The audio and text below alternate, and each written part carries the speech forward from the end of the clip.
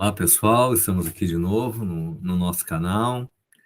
Queria cumprimentar cada um que acompanha as discussões aqui sobre a educação no Brasil.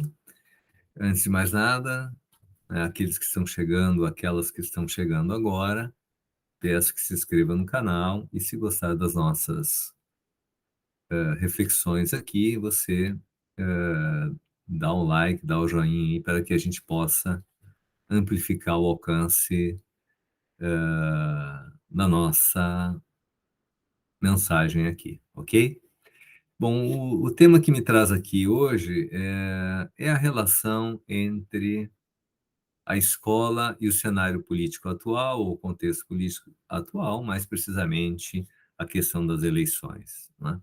Todos nós, mais ou menos, acompanhamos no último período, né, toda a tentativa de intervenção no currículo escolar, na atuação docente, né, especialmente capitaneada por esse movimento da escola sem partido, não é?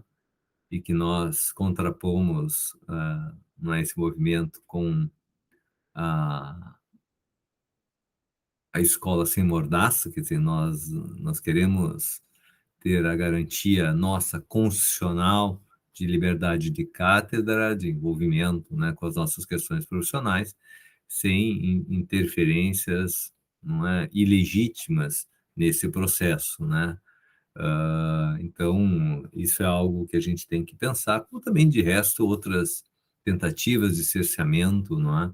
Inclusive de debates de temas de interesse público e tentando, inclusive, com expressões pejorativas, mas com uma intencionalidade política muito forte, né, tentando macular, não é, a liberdade e a autonomia docente. Então, a semelhança de todo essa movimento aí que procura, não é, manchar a, o trabalho que se faz na escola com essa expressão e ideologia de gênero, né, que é uma excrescência isso, né, uma heresia. Mas, e que impede, inclusive, a discussão de temas importantes. As questões de gênero são temas nodais, centrais, não é, que temos que abordar na escola, não vejo problema nenhum nisso, não é?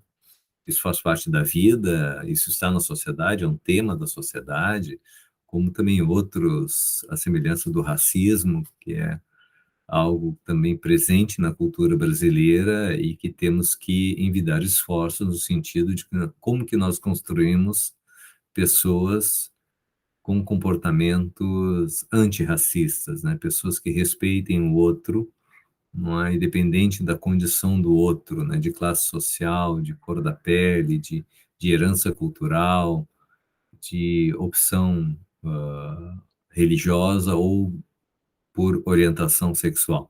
Então, isso é um absurdo, né, o que a gente tem visto no último período, essa perspectiva das forças conservadoras, retrógradas, que em nada contribui para que a gente possa ter, hoje e amanhã, uma sociedade cada vez mais democrática, né, que saiba conviver com o diferente, que respeite o diferente, considera a importância do outro ser diferente para o desenvolvimento pessoal, social, emocional, cognitivo de cada qual. Então, aqui fica uma primeira impressão, não é, desse diagnóstico, então, que a gente está vivenciando no último período, né? De sorte que esse momento eleitoral, esse momento político, né, nós estaremos discutindo no período que se avizinha questões importantes para a qualidade de vida, para a cidadania do povo brasileiro, a gente discutir, então, a natureza das políticas públicas que estarão em discussão, pelo menos assim se espera-se, e que podem incidir na qualidade de vida da população brasileira nos anos que virão. E nesse sentido, não é, a relação com os partidos políticos, eu acho que me parece, né, seria extremamente importante que as escolas procurassem atentar para isso e desenvolvessem projetos para dialogar com com este fenômeno social, né, com esse evento social que estará, por que não político, né, que estará acontecendo e já está acontecendo, né, no contexto brasileiro, né?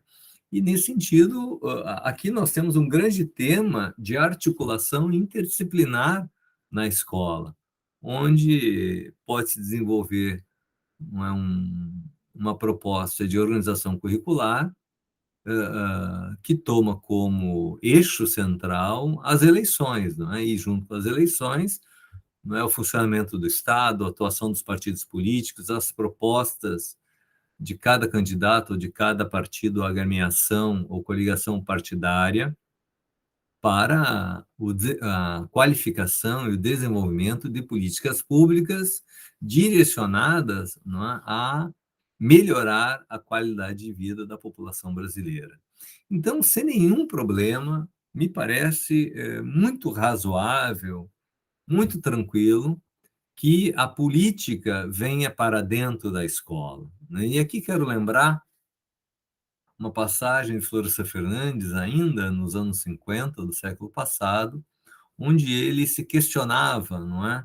Onde que aprendemos, onde que temos a formação política da nação brasileira? Onde é que o brasileiro, a brasileira aprende sobre política, né? E aí ele questionava, né? Será que são nas famílias? Será que é nas famílias que o jovem, a criança aprende, né, se forma politicamente? E ele refletia, pois eu acho que não, porque, infelizmente, o que a criança acaba escutando dos seus pais, dos seus familiares, é que política não presta, que política é tudo corrupto, não é? Que não se discute, que política não se discute, etc, etc. Então, Florestan pensava, não, na família nós não temos formação política, né? Bom, mas então os partidos fazem formação política, né? E ele refletia, não, mas o que a gente tem visto, salvo raras exceções, né? Não temos partidos, não é, que fazem formação política, né? Tal. Até deveriam, não é? Aqui quero lembrar, por exemplo, na Alemanha, os partidos têm suas fundações e essas fundações recebem dinheiro público para desenvolver ações de formação política da população, né? Mas não é o caso brasileiro. Aliás, aqui há um preconceito, não é, envolvendo os partidos políticos e a própria política. Quer dizer, há uma demonização da política, em que pese que isso não é privilégio só do Brasil, não é? Então há um distanciamento da política em função de que se disseminou na sociedade uma ideia, uma representação social, né, de que o campo da política não é algo importante, não é algo associado, não é, aos bons valores, né, especialmente à honestidade. E, bom, então, se não é na família, se não são nos partidos políticos, lembrava Florestan Fernandes, onde é que então que a gente vai fazer a formação política da população brasileira? E aqui, entendendo formação política, a construção desse entendimento e dessa disposição de discutir sobre questões de interesse público. E aqui, questões de interesse público, lembrando Anísio Teixeira, são todas aquelas questões que interessam a terceiros, né? Ou, como diria Roberto da Mata, são todas aquelas questões que envolvem o campo da rua, não é? Então, quando eu saio da minha casa, as questões que estão para além das fronteiras da minha casa, da minha vida privada, são questões de interesse público, portanto, eu tenho que me dedicar, né? Sob pena, lembrando Péricles, na Grécia Antiga, sob pena de que, se eu não me envolver com as questões públicas, eu simplesmente, para a sociedade, serei considerado como um inútil. Bom, se nós não queremos isso, vamos então ver o que a escola pode fazer para potencializar essa relação com a política e com o momento político que vivemos a partir deste ano eleitoral. Então, aqui nós temos um pretexto ótimo para fazer discussão política das questões públicas no interior das escolas, não é? Desenvolvendo, então, um projeto que articule as disciplinas para discutir o que os partidos são, em primeiro juízo, e aqui entra o papel da história, não é? Buscar a origem dos partidos políticos, como que eles se constituíram, como é que se formaram, e isso muito em consonância com a consolidação também do Estado moderno, com as formas de distribuição do poder, de gerenciamento, né, das questões públicas. Então, aqui nós temos já um bom pretexto para abordar esse tema na perspectiva histórica. Da mesma forma, não é a geografia, muito à luz das contribuições de Milton Santos, poder também ver como é que as populações são mais ou menos afetadas por essas políticas públicas e o grau de participação e de envolvimento dessas populações nas decisões, né, que interferem na sua qualidade de vida, e aqui, então, verificando em que medida essas ou aquelas políticas são encaminhadas na perspectiva de fortalecimento, não é, do tecido democrático, do caldo democrático no cotidiano da população brasileira, por exemplo. Né? Da mesma forma, a gente pode chamar, então, a matemática, né, para calcular, ver os números das eleições, não é? O, o que cada partido ou cada proposta em eleições pretéritas, né, que números eles alcançaram. Enfim, aqui dá para a gente pensar, então, em cada área, cada disciplina, ver em que medida ela pode se articular e contribuir para esse debate. Né? E nesse sentido, cabe sempre aqui lembrar, não é? Pode ser, então, um tema importantíssimo, por onde as professoras e professoras, na reunião pedagógica semanal e ou quinzenal, diga-se de passagem, o principal espaço de formação docente, eles podem, então, elas podem, nesse momento, nesses momentos, ir não só planejando, como replanejando este processo, não é? Aqui, a própria a língua portuguesa ou literatura, não é? Pode pegar, inclusive, textos, poesias que envolvem o tema da política, dos partidos, ou mesmo das políticas públicas, não é? Isso seria extremamente interessante, não é? Desenvolver aspectos nesse sentido, né? Procurar os partidos políticos, né? Ver as propostas deles, né? O que eles estão pensando, pegar o programa, não é, desses partidos e, além dele, não é, o seu plano de governo para ser objeto de debate dentro da escola.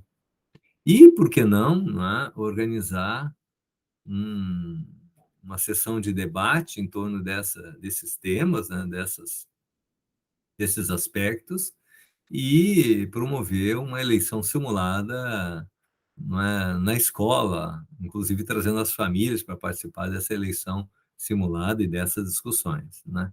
Então, me parece aqui que nós temos esse ano um ótimo momento para que possamos fazer a formação política dentro do nosso currículo escolar, a partir desse momento importante que é as eleições que temos neste ano de 2022. Era isso, pessoal. Eu vou ficando por aqui. Espero que tenham gostado, né, dessa reflexão envolvendo aí hoje, não é, as escolas, o currículo escolar e as eleições no Brasil. Um abraço e nos vemos na sequência.